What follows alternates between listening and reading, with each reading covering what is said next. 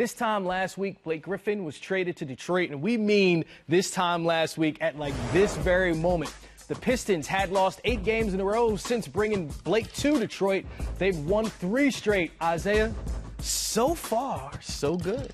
You know, winning feels good in Detroit, and it feels good for us as Pistons fans watching him. He and Drummond, they have been exciting and good together, and there's a little buzz in Detroit right now. Blake's still not shooting the ball well. 39% from the field while in Detroit. He's actually averaging a career low from the field this season so far. However, he's averaging 6 assists, almost 10 rebounds, small sample size, Rex. What is the Blake Griffin effect in Detroit so far? Well, I think right now, you know, I said the other day, sometimes the best thing in the world is getting traded. Says every guy who's ever been traded, right? Yeah. But you have to believe that, and I think that's going to happen with Blake here. I played for Stan Van Gundy a year in Miami. He was an assistant with Pat, and he's going to teach. He's going to demand a lot. But I think Blake, his teammates are going to enjoy it because the one thing that Blake does is he's a facilitator. He's a playmaker. He can handle that ball, and he likes to pass. I think it's going to be terrific with he and Drummond.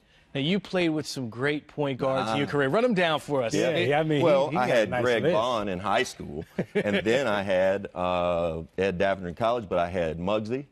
I also had Michael Adams, Scott Skiles, Kevin Johnson, Jason Kidd, and Steve Nash. Wow. Now, imagine if you had a big man like Blake Griffin who could also distribute. Yeah. How does that change the game when you're able to have a guy from the forward position create for guards like yourself? Well, I think in today's game it's huge because Blake is just, he's such a matchup problem. He's gotten where he can post up. We know he can shoot the perimeter shot. But I think he really, and naturally, he likes to kind of be that second guy. And I think that gives him, he's going to have to score for these guys, no doubt. But it gives them another ball handler, and he's a willing passer. I'm a fan of Blake Griffin, and I think this probably is going to be good for him. I think so, too. And I also look at when you say this trade is good for him, it's good for him leaving the West and coming to the East now. Because now in the East, at his position, he's established. He has a chance to be the alpha dog again at his position over here in the East. Whereas in the West, he wasn't going to never be that again. And when you look at the East right now, all of the players who are all-stars at his position, they're younger. And he feels like he's probably got a little edge over them. So when you're talking about Porzingis and you're talking about Giannis, he's not as great as athlete as those two are, but he comes in with a psychological edge and advantage against those two because of what he's done in previous years. So and, you know, I think coming to the East is going to be good for him. I do, too. I think back to when, you know, we were playing. I had to play you guys, Detroit, Isaiah and Joe, and then Chicago and Michael. We had to play you guys 6 times a season. Yeah. You know, it would have been great to only play you guys twice a year, be in a different conference. Yeah, right? You talk about that point guard you play with Muggsy. If you notice, anytime Muggsy got on me or Joe, we would throw it to the other guy, and we would try to bring it up against you. We did not want to bring it up against Muggsy. The main, you trying to say I couldn't handle? What's up? No, it's just that Muggsy was a better defender. Yeah, okay. Well, the great thing about Muggs, you know how you go through the scouting report, pregame tendency report, and you got to talk about who's going to guard you and who you're going to play against. And invariably, it would get to Muggsy, say, Muggsy, tell me about Isaiah, or tell me about, and it always started with, well, he's got a high dribble. Well, everybody's got a high dribble to Muggs. Yeah, he's only 5'3". Hey, time to go inside the game with insights from SAP. The rebounding machine, Andre Drummond, was named the Eastern Conference Player of the Week. Check out the ridiculous numbers. Drummond had a pair of 20-point, 20-rebound performances last week, giving him 3 over the past 6 games.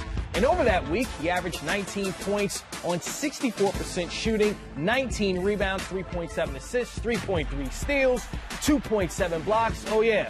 He was also named an All-Star. For more stats, go to NBA.com/stats with insights from SAP.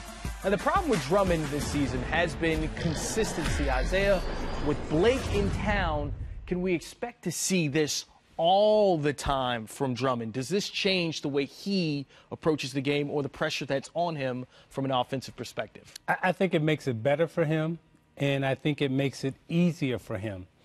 You know, we have to give Drummond a lot of credit because if you remember last year, Drummond was in Stan's doghouse.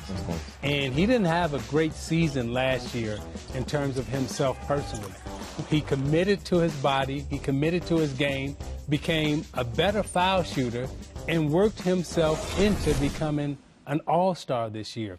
So now you add Blake to that, and all the focus isn't on him in terms of his inside play. If you remember early in the season, they were letting Drummond handle the ball a little bit outside in terms of dribble handoffs. Now they're freeing him up around the basket. Now with Blake there, you got the 1-2 punch inside in terms of Blake can handle it outside. You know, they both are good rollers. They're good offensive rebounders. They can both play in the lane. So I like what Drummond has done and what he's become. And I hate to say this, but I'm going to give Embiid a little credit for lighting a little fire under Drummond and keeping that fire lit just by calling him out early in the season, right? I think by him calling him out early in the season, Drummond has continued to accept the challenge. He's gotten better defensively out on the floor, and he's talking a little smack back to Embiid, saying, hey, Embiid, you need to play 82 games before you can talk to me, baby. I mean, Rex, I guess it's hard to say a guy's inconsistent when he's leading the NBA in rebounding, but offensively there are times that Drummond is inconsistent. Are you seeing any reason for that this year? No, I think more than anything, we got to give credit where credit's due. He was in Stan's doghouse last year. And what we're seeing now is a guy who committed to himself in the offseason, but look, this is Andre Drummond. He's always been a 5-man. And he's having to come out on the floor now, not only defend, but learn how to handle and dribble handoff with people and do those sorts of things. But he's also gotten where he can step away. I don't want him shooting the ball out there, but if he shot fakes, he can put it down to his left or right and go a couple dribbles and get to the basket. That's huge for him in today's game. I was surprised that he had that. Yeah, me too. Yeah.